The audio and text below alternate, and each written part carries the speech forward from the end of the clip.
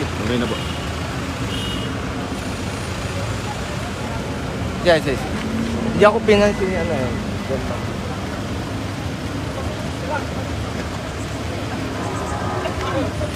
Alive ka? Opo.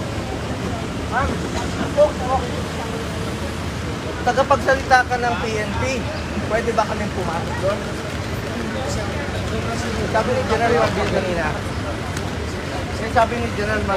pwede pumunta doon sa fight scene. Pwede mo sabihin? Alam namin? Ma'am? Pwede po tagapagsalita ng PNP. Officer, please handle the best president of the Philippines very well. Treat him well. Senator. Oh, tumatakbo si ano. Senator. Ayaw niya magpa-interview ah.